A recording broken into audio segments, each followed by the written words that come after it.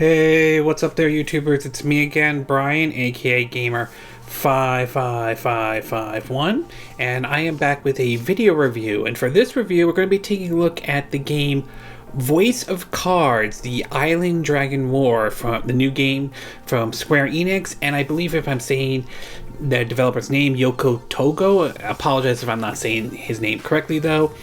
This is a game available on the Nintendo Switch, digitally speaking, on the Nintendo eShop. Game's also available on the PS4 and PC via Steam. And I also want to give my thoughts of the movie Ghostbusters Afterlife that I just came back from the theaters watching, though. And if you're interested in any gameplay footage of me playing Voice of Cards, I'll have a link down in the description down below, or you can click on the card that will appear up on this video. It's worth pointing out, Voice of Cards, the Island Dragon War, is rated T for teens, for ages 13 and up by the ESRB, for any parents out there, while Ghostbusters Afterlife is rated PG-13. Now, when you hear the game, hear the developers, the person who worked on it, when I heard the person who worked on the game, though, that it was from the same folks that did Nier Automata or Nier Replicant, though, it was sort of interesting, especially coming from the developer who basically is known for wearing that weird, bizarre mask of some sort. I don't know, that sort of like became sort of his trademark on and so forth.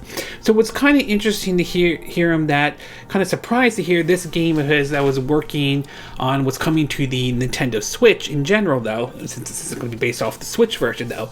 Now, when I first saw the trailer, though, for the game Voice of Cards, though, I thought it was sort of interesting, the kind of approach they were taking, of the idea of an RPG, but with the whole using nothing but cards or anything like that.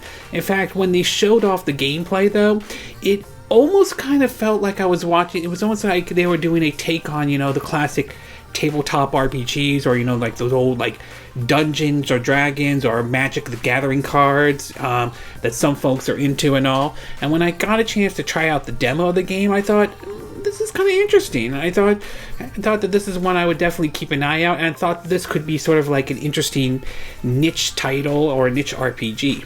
Well, after spending some times with Voice of Cards, I honestly will have to say that while it may not be on the same level of, say, Nier Replica or Nier Automata, though, I will say Voice of Cards has the look and feel of those type of games, though. It may be an RPG, visuals may be a bit different, though, but it is still an RPG that I think folks should at least consider taking a look at, especially whether you have a Switch, a PS4, or PC via Steam.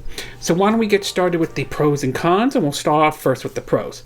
The first one I do want to say is the concept behind the game, though. Now, as for most of you may or may not be aware of, the game is an RPG, as you see, though, but what's interesting is that it all evolves around the cards, though.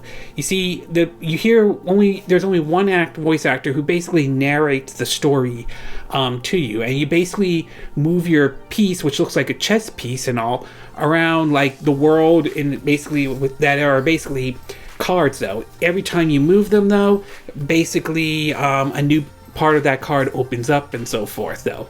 So it's a odd concept, but at the same time it's sort of a interesting approach that they decided to do with this game, though, and I certainly think that it's not a bad approach indeed, though. I mean, it's a really creative idea that they came up with, basically the whole world through these cards and all. So it's a very interesting concept nevertheless, though.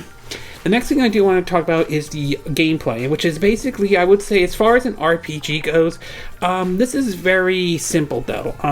Basically, it does follow the traditional RPG, you know, getting experience points and money to buy, gears or items needed for your character, though. But what's interesting is how the setup is. Like the old school JRPGs, though, you do have random battles, though. And when you start going into those battles, though, you basically can either, attack enemies, or you can basically use your spells. Now, each of these spells basically requires a gem, though, and sometimes it may require 1 gem, sometimes it may require 2 or 3 or even more gems, so you have to make sure you have enough gems, though. Usually your gems refill every time it goes to the next character and all, and for some spells, though, you can use that could basically just regularly damage enemies.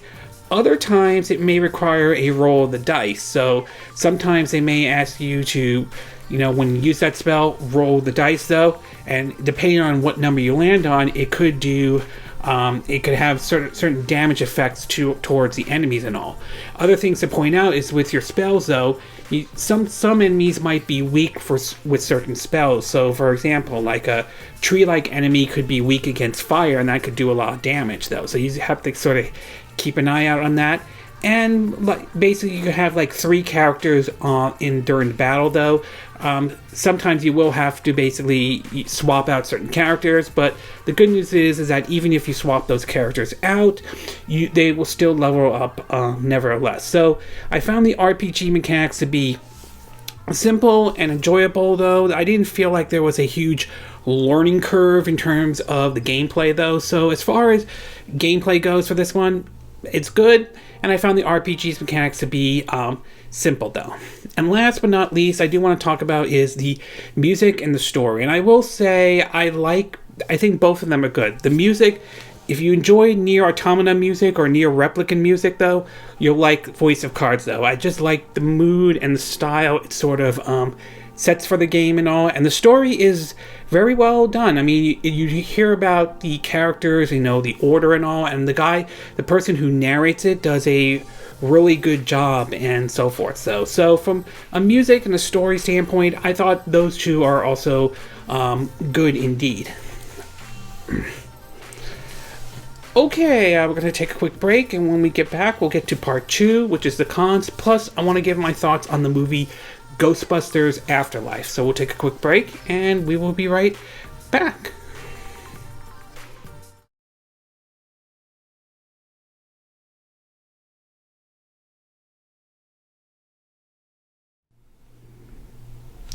Okay, and we are back with our part 2 of our video review of Voice of Cards, the Island Dragon Wars for the Nintendo Switch. The game's also available on the PS4 and PC via Steam.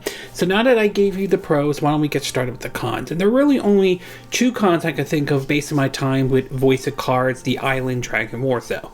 The first one we want to talk about is the visuals. Now, I do want to say that I don't think the visuals are as bad or anything like that.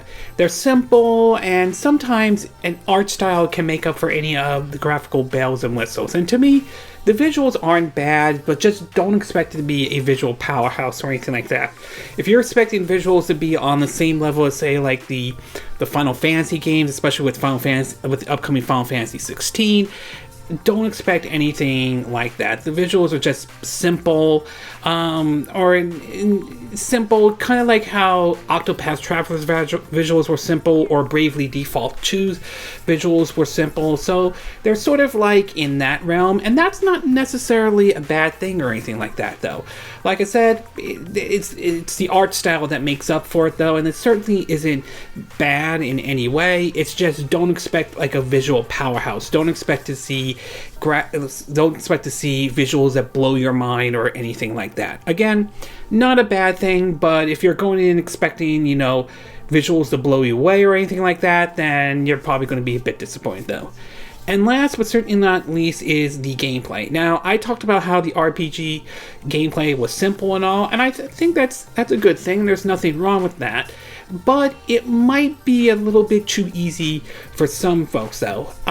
Based on my time with the game so far, I haven't really ran into a huge amount of challenges or anything like that.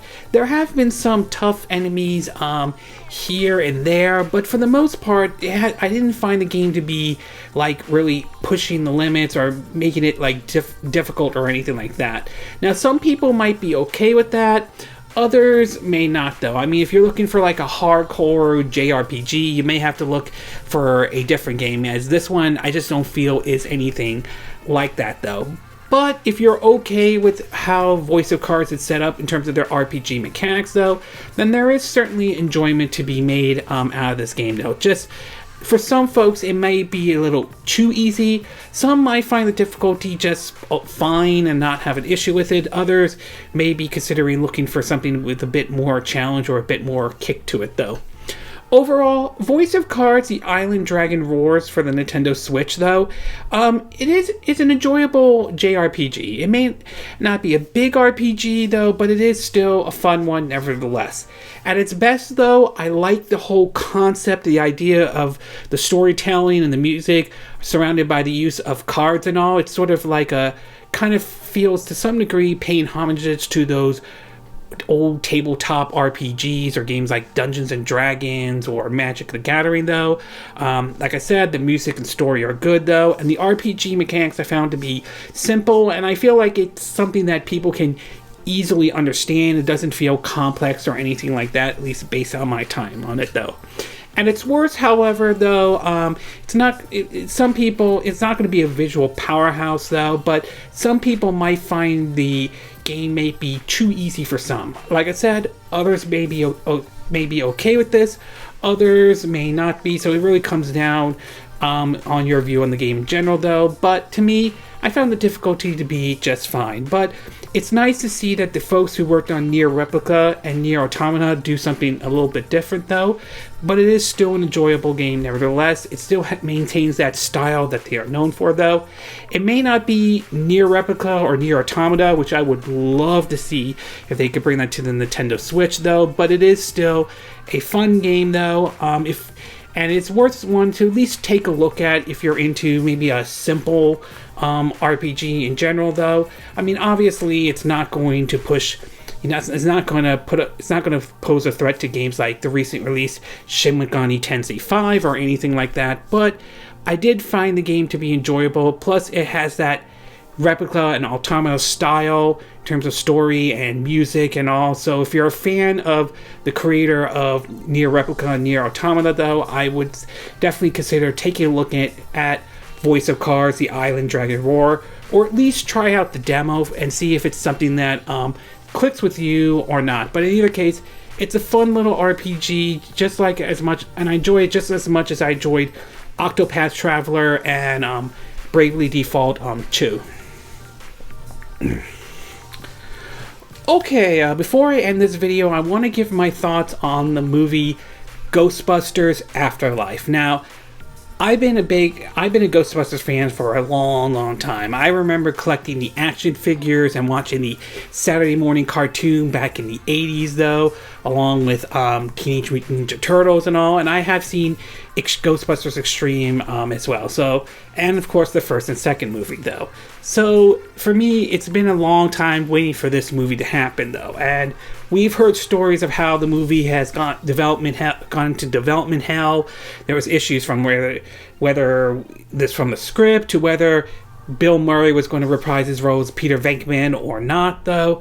And obviously, in 2009, we had the release of Ghostbusters, the video game, which at that point was the closest thing we had to Ghostbusters 3, or it was pretty much Ghostbusters 3 in general. Now, obviously, we had the controversy in 2016 when Ghostbusters Answer the Call came out, which was the all-female Ghostbuster and somewhat of a reboot, though. Now, I haven't seen that movie at all, though, and quite frankly, I could care less whether you like the movie or not. If you did, that's great. If you didn't, that's fine. Everyone's going to have a different view on it, though. But I also think it was really sad how politics, to some degree, and how the nastiness of the internet had pretty much dug themselves into a movie that really it should not, though. Again, I don't think Sony helped themselves when they called out people who criticized the movie, but I also think people who made sexist remarks, even going as far as belittling and harassing the stars, didn't help the situation either. Either way, it was considered a controversial film, and it kind of flopped, though. So it was kind of interesting in 2019 when we learned that we would be getting another Ghostbusters movie, only this time being a continuation of Ghostbusters 1 and 2. Now, the movie was supposed to come out in 2020, but got delayed due to the whole situation with COVID-19 and the pandemic. Well, now, the movie has finally came out, and honestly, I have to say, for longtime Ghostbusters fans, it is well worth the wait. It is a very interesting story in terms of in terms of this family that discovers that they have a connection to the original Ghostbusters, particularly Egon Spectrum, if I'm saying his name correctly, or Egon in general, played by the late Harold Ramis. And I also like how the character who played Phoebe, the little girl with the glasses, it's kind of like seeing the spirit of Egon in her in a way, though, and it's a very interesting. She was really, I think Phoebe was pretty much stole the show in the movie, although the other cast did as well.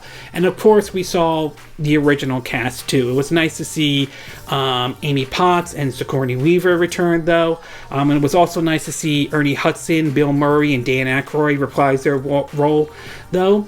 I will say I was a little disappointed with Sigourney Weaver because she only had a small role, which almost played out like from the scene from the very beginning of the original Ghostbusters. Obviously, would have loved to see Harold Ramis in it, but obviously he passed away, though. But I like how they were able to recreate what Egon would look like and around the same age as what Dan Aykroyd, Ernie Hudson, and Bill Murray's character is. I'm also a little disappointed to see Rick Moranis unfortunately not making an appearance in this movie, though. I heard that he's retired and all, which is understandable, though, but it would have been nice to see him come back one last time to be in this movie and all. And the story itself, it's more like a homage or more connected to the first Ghostbusters, which by all means, that's fine, though. I have no problem with it, though, but I would have loved to see basically some connection to Ghostbusters 2. I know some people didn't like it, but I would have liked to see some connection, or to see a grown-up Oscar who was the baby from Ghostbusters 2 and all. But it was also nice to see Shandor, though, to see who he really looked like and all, and his whole connection to Gozer and all. And I will say some of the ghosts look really nice. One looks like is kind of like a homage to Slimer, which unfortunately, unless I missed something, I did not see him in this movie, which is a bit of a disappointment, though. But I definitely like the demon dogs that they showed, which looked like they take very care to make them look like the ones from the original 1980s movies, to be exact. And I really like how when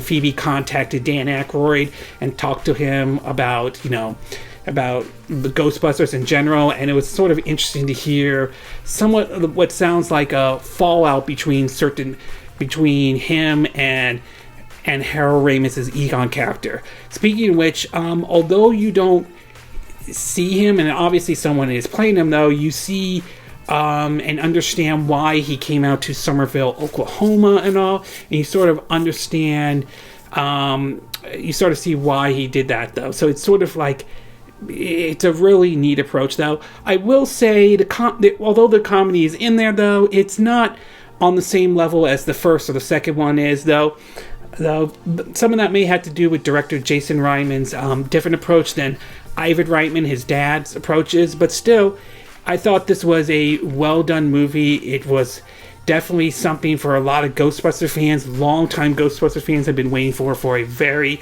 very long time. And if this was the last time we were going to see the original cast and crew, I think this was a great way for a final send-off, though. I am hoping, at the very least, this opens the door to maybe a new chapter in the Ghostbusters series. I would love to see the kids who were in this movie make a return and sort of like feel like really the torch is being passed to them in a way, though. It is to some degree, but I would like to see it really, really, really see it, though. I mean, I could see that little girl grow up to in spirit of Egon. Like, you could tell that she feels like she basically is like she definitely sounds and almost acts like sounds, or the way she presents herself is almost like Egon to a certain extent, and I think that's a really good thing. So overall, I would say longtime fans of Ghostbusters will definitely enjoy this film, especially if you enjoyed the first one, to be exact, though. Some areas I would have loved to see some recognition of the second one to a certain degree, or even mentioning, I think, of the video game, unless I missed something, though. But I will say this was Definitely a good movie for those who are diehard fans of the Ghostbusters, though.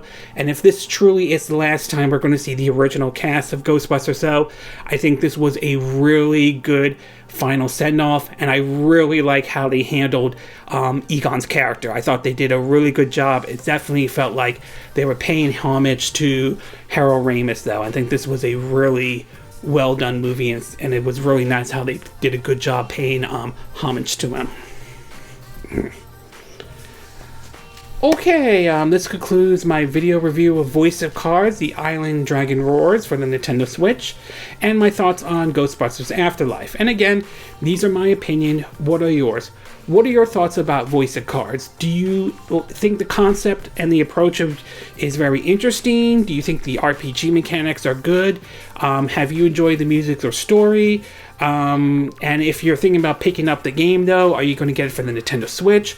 Or is the PS4 your main system, or PC or Steam is your main system at all? And what about Ghostbusters Afterlife? Did you see the movie, though? Did you enjoy it, though? Do you think they did a good job honoring the late Harold Ramis character Egon in any way? Are you glad to see the Ghostbuster character, the original Ghostbusters, back one last time, along with the what looks like could be the new generation of Ghostbusters, though?